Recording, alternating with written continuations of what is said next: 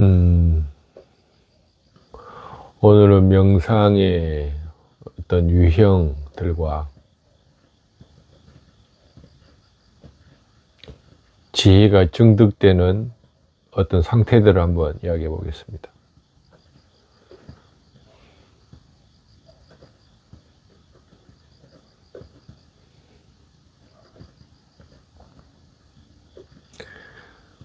차 명상. 그러면은 차를 마시면서 그 차로 인해서 마심으로 인해서 일어나는 느낌들을 관찰하는 것이죠. 그러면서 그것에다가 어떤 이의적인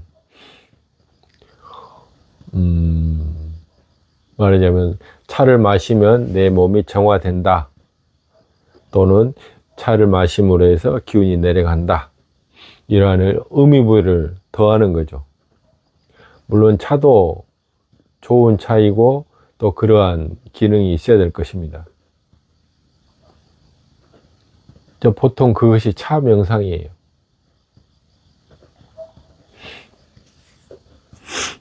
유도 명상 하면은 머리, 코, 입 이렇게 하면서 앞에 있는 사람이 계속 말을 통해서 어느 부분을 집중하게끔 하는 거죠. 그래서 계속 유도하는 거예요. 기운을 말하자면 밑으로 내리거나 어떤 의도하는 그 상태를 만들기 위해서 어느 부분을 계속 돌아가면서 팔, 배, 다리, 발바닥 뭐 이런 식으로, 이건 유도 명상이라 그래요. 음악을 들으면서 하면은 음악 명상이 되겠죠.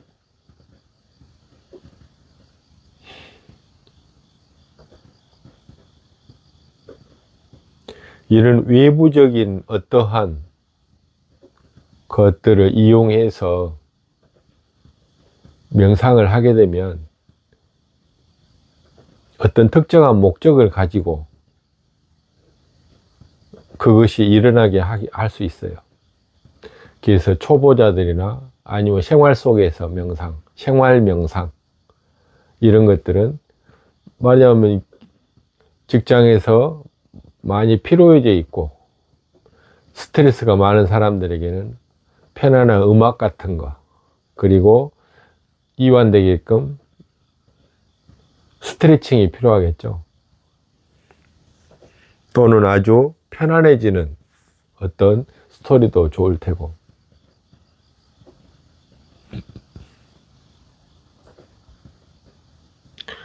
그러면 이러한 명상들은 그 상태에서 대부분 어떤 내면에서 일어날 것인지 다 정해져 있어요. 왜? 일부러 그렇게 했으니까.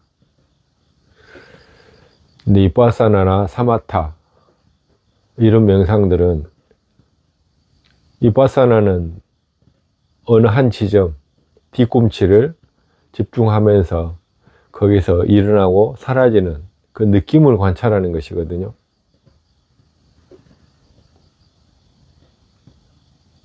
그는 다 각자 달라요.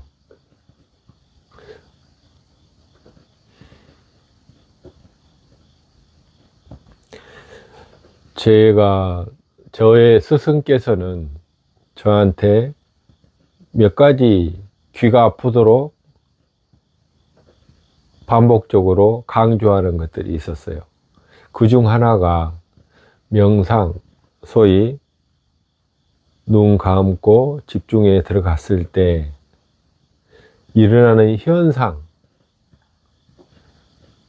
대해서 신경 쓰지 말아라. 무시해라. 무시. 그거를 아주 자주 끊임없이 말씀하셨어요. 그래서 아예 저도 현상이 일어나면은 그냥 뒤꿈치를 집중하거나 해서 그 현상을 없애버렸어요. 콘택트라는 헐리우드 영화에 보면 어떤 여성이 나와서 우주선을 발사하면은 과거인지 미래인지 어딘가로 이렇게 시간여행을 가는 것을 영화한 것인데요. 거기에 보면 동굴이 나와요. 동굴. 딱 우주선이 발사되면 동굴을 쭉 지나서 어떤 해변가에 닿게 되는 영화의 대목이 있습니다. 현상이에요. 현상. 그런 상태에서는 지혜가 증득되지 않아요. 그거는 현상이잖아요. 일어나고 사라지는 것들. 그렇기 때문에 그거는 목적이 아니에요. 그리고 거기에 지혜가 있지 않아요. 그거는 내가 그거를 내 어떤 생각 또는 기억 속에서 그게 만들어졌다고 봅니다. 그런 것들이 이야기거리가 되고 할 수는 있지만 그걸 통해서 지혜가 증득되지는 않아요. 흔히 빛을 보았다거나 몸이 없어졌다거나 그런 체험들, 그런 체험이 있었다고 해서 지혜가 증득되지 않아요. 현상입니다. 음악을 들으면서 희열을 느껴요. 그래도 지혜가 증득되지는 않아요.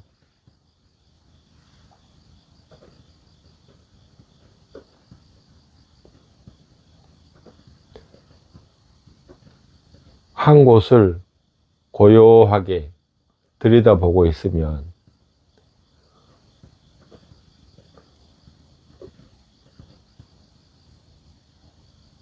거기에서 뭔가 드러나는 것이 있습니다.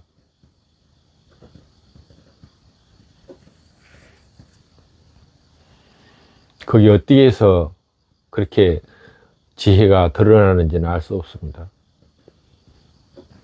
그렇지만 분명한 것은 내가 모르던 것들을 알게 된다는 거예요.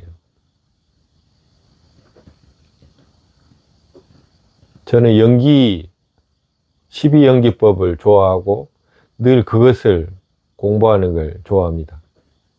또 그것이 마치 열쇠인 것 마냥 늘 그거를 이해하려고 하고 늘 그런 것들이 머릿속에 있는 거죠.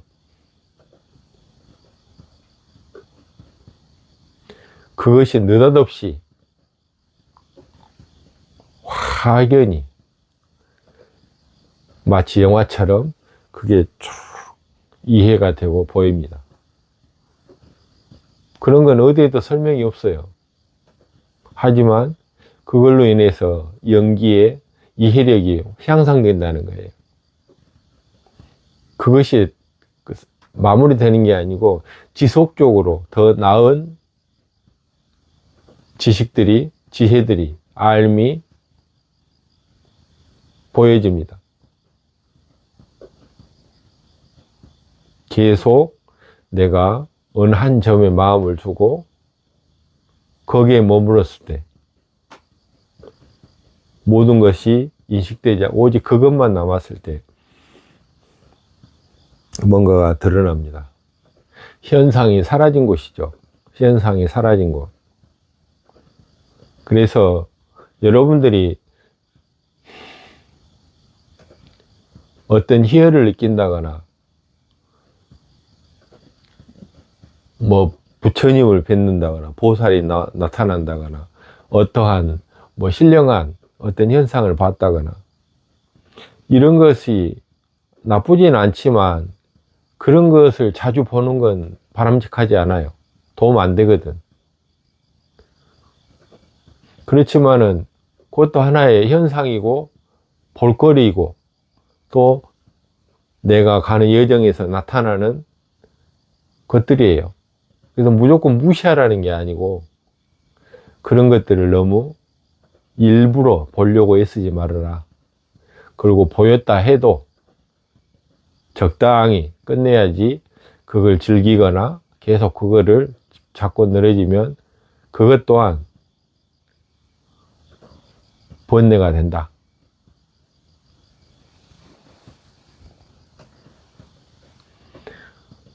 낮에 어떤 분으로부터 전화가 와서 이런저런 통화를 했습니다. 관심을 가져주셔서 너무 감사드리고요.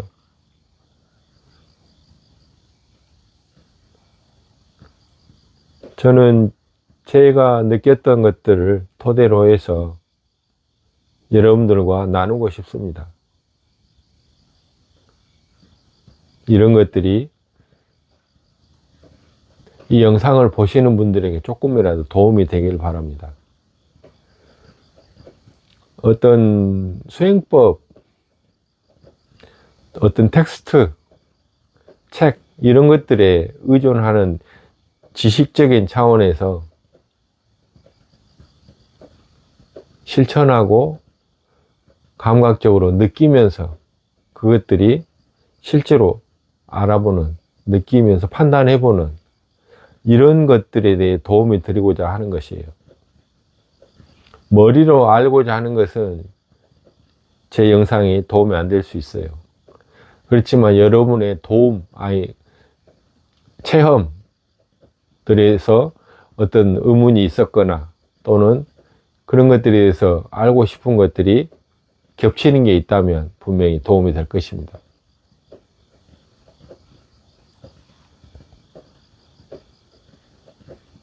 생각할 때는 많은 것을 이야기할 수 있을 것 같은데 막상 이렇게 보면은 거의 몇 가지밖에 이야기를 못 하더라고요.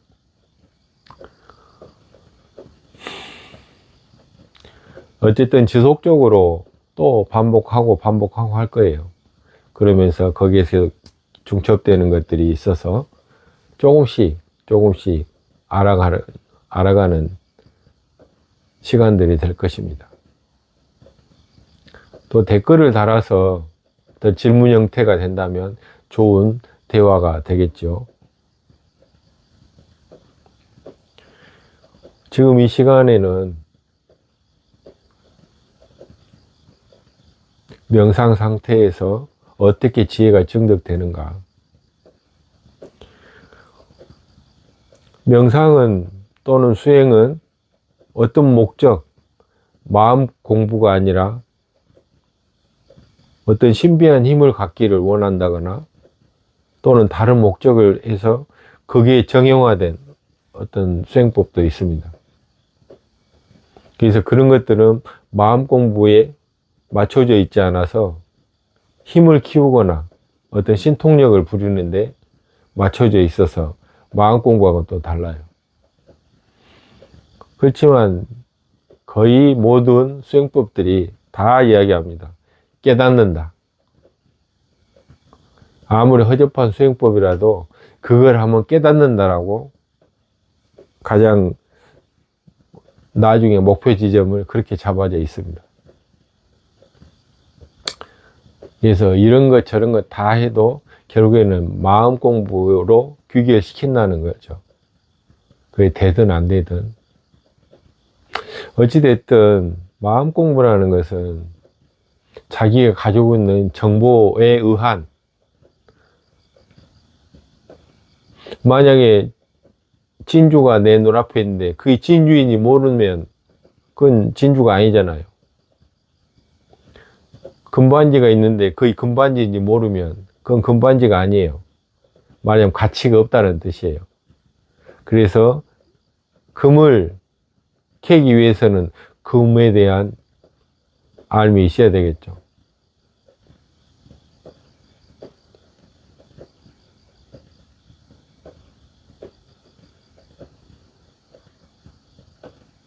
고요해졌을 때 드러납니다. 그것이. 그래서 명상의 목적은 고요해지는 것이에요. 그 다음에 내가 마음 공부든 신통력이든 그런 쪽으로 흘러가게 맞춰집니다. 그래서 어느 정도 내가 집중을 할 줄 알고 또 명상에 익숙해졌다면 외부적인 음악이나 뭐 차나 이러한 도구들을 이제는 배제하고 오직 나의 몸을 통해서 수행을 하기를 권합니다.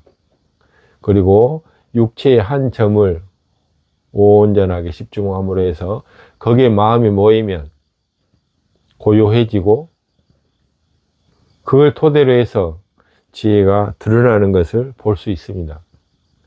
일어나고 사라진 현상들은 의미가 없어요. 한두 번 봤다면 그걸 너무 즐기지 마시고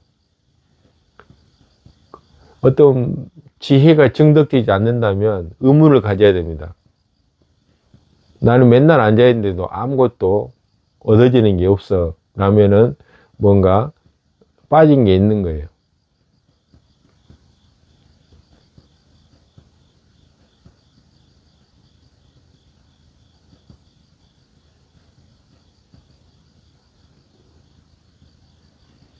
해보지 않으면 제 말들이 별 의미가 없어요. 많이 해보시고 또 생각난 게 있는데 가부좌를 누가 예전에 얼마나 해봤냐 뭐 이런 질문 하셨어요. 글쎄요, 말하면 저를 또 시피 볼까 봐서 아까 전화하신 분이 자복을 깔지 않는다고 말씀하셨어요. 예, 뭐 저도 오히려 딱딱한 바닥이 더 느낌이 좋을 때가 있었어요.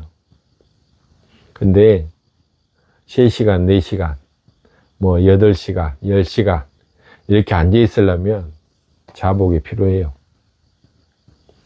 이게 나중에는요, 이 근육이 배겨가지고 아파요.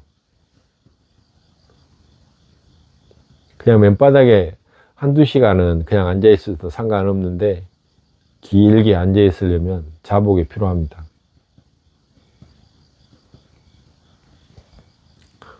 할 수 있으면 다리를 바꾸지 말고 해야 돼요. 왼다리 올렸다가 하고 오른다리 올렸다가 하고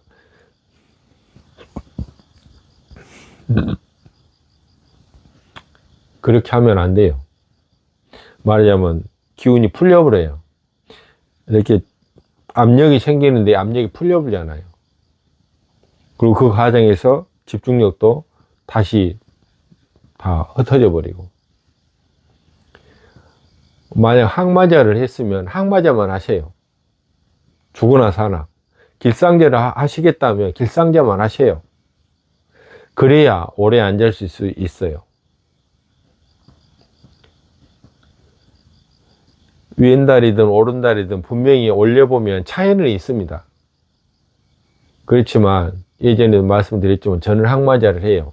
또 많은 사람들이 항마자를 하는 걸 사진으로 봤습니다. 그 이유는 해보세요. 항마자가 더 어려워요. 어려우니까 저는 합니다. 똑같은 시간에 앉아 있을 거라면 더 효과적인 게 좋겠죠. 어렵다라는 것은 더 나중에 더 큰 효과를 가지고 온다는 어떤 반증이죠.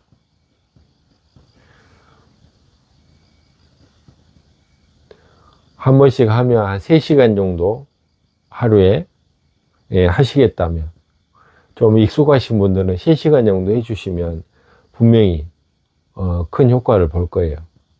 뒤꿈치를 집중하시고 거기에 마음을 두세요. 숨을 보시고 싶다면 숨을 쉬는 것을 그냥 지켜보세요. 개입하지 마시고. 빠르면 빠르다고 알고 늦으면 늦는다고 아는 것.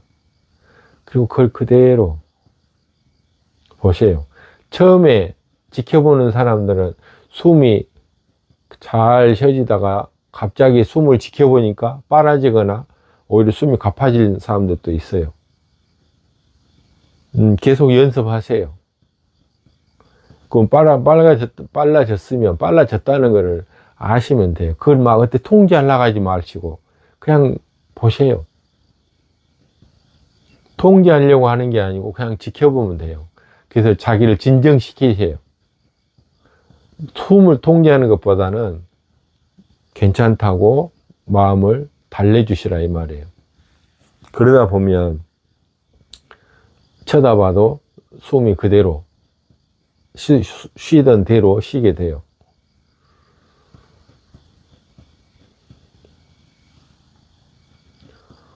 계속 한 곳을 응시하고 그러다 보면 고요해져서 그 고요함을 토대로 드러나는 것들이 있습니다.